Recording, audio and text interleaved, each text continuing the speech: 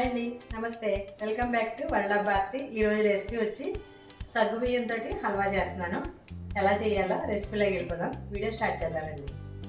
ఇంత కప్పుతోటి ఒక 100 గ్రాములు సగ్గు బియ్యం తీసుకుందాం. చిన్న సగ్గు బియ్యం తీసుకోండి, పెద్ద అయినా పర్వాలేదు. నేను చెన్నైతో చేస్తున్నాను. ఇవి స్టవ్ వెలిగించి ముందుగా ఇవి వేయించుకోవాలి.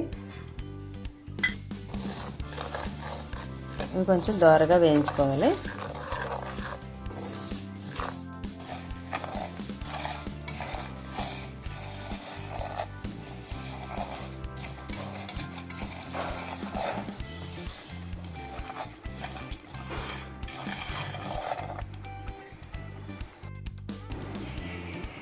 చల్లారి పెట్టుకుని మిక్సీ పట్టుకున్నాక మెత్తగా జల్లెడ పట్టుకుంటే ఇలా ఉంటుంది. మళ్ళీ మురాల్ని మళ్ళీ మిక్సీ పట్టుకోవాలి.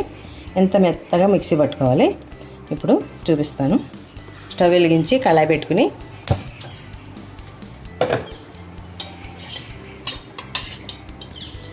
రెండు టేబుల్ స్పూన్లు నెయ్యి వేసుకోవాలి.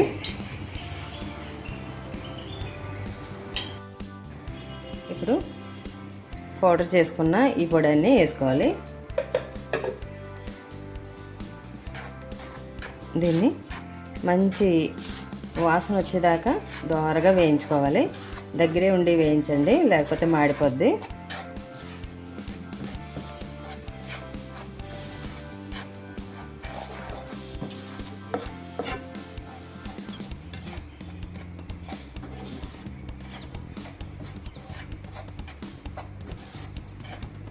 కప్పున్నర, ఈ కప్పుతో కప్పున్నర పాలు వేసుకుంటే సరిపోద్ది. ముద్ద కట్టుకుంటే సరిపోద్ది. చూపిస్తాను.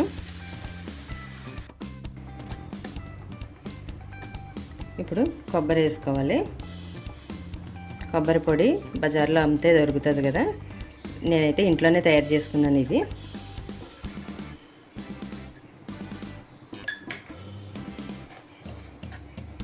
అరకప్పు కొబ్బరి పొడి.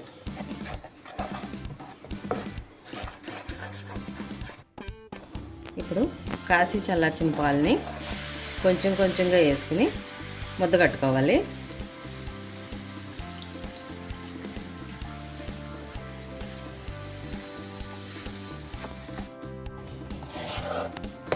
ఇప్పుడు చూసారు కదా, ఇలా హల్వాలా వచ్చింది కదా. దీన్ని ఇప్పుడు మళ్ళీ ఇంకొక స్పూను నెయ్యి వేసుకోవాలి.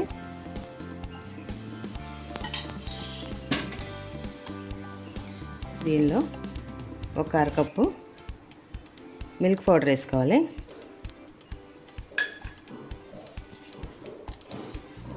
ఒక స్పూన్ యాలకి పొడి. ఇప్పుడు మళ్ళీ మొత్తం కలుపుకోవాలి.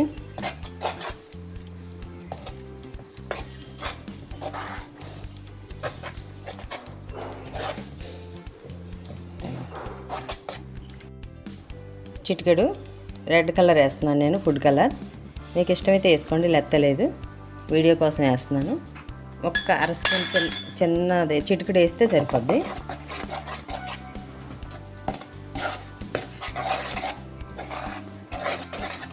ఇలాగ దగ్గరగా ముద్ద కట్టే వరకు అనుకోవాలి. ఇప్పుడు ఒక్క స్పూను నెయ్యి వేస్తున్నాను. మొత్తం దీంతో 4 స్పూన్లు నెయ్యి.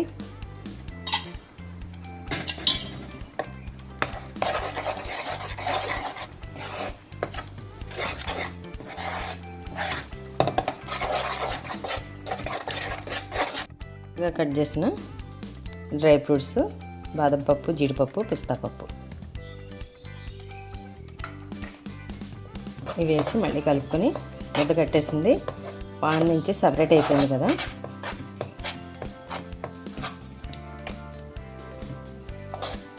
దీనికి ఏం పేరు పెడతారో, నేనైతే సగ్గుబియ్యం హల్వా అంటున్నాను. దీనికి ఏం పేరు పెడతారో పెట్టండి. చాలా టేస్ట్గా ఉంటుంది, బాగుంటుంది. పిల్లలు ఇష్టంగా తింటారు. చేసి పెట్టండి, ఒకసారి ట్రై చేయండి.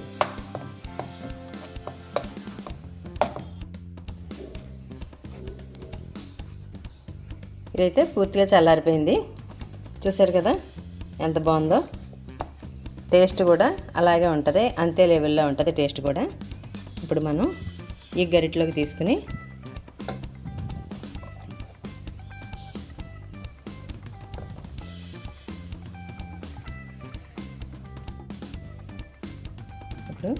ప్లేట్కి ఇది గట్టికి నూనె రాసుకుని నెయ్యి కానీ నూనె కానీ రాసుకుని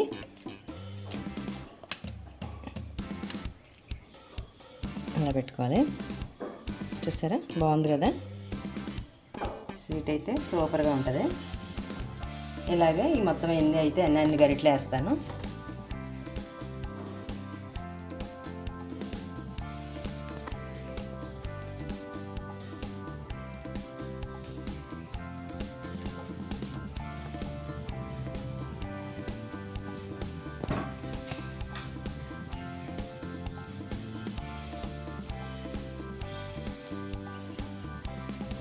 చూసారు కదా ఎంత ఎక్సలెంట్గా వచ్చిందో స్వీటు. చాలా బాగుంటుంది ఇది, ఫెస్టివల్స్కి కూడా చేసుకుంటే చాలా బాగుంటుంది.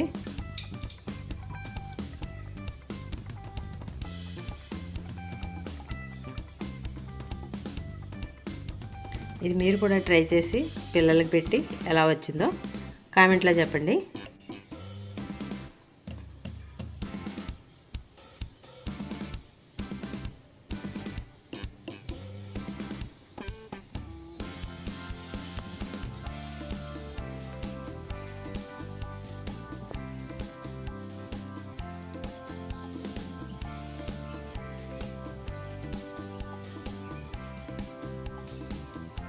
టేస్ట్ అయితే అదిరిపోయింది, సూపర్గా ఉంది. Thanks for watching.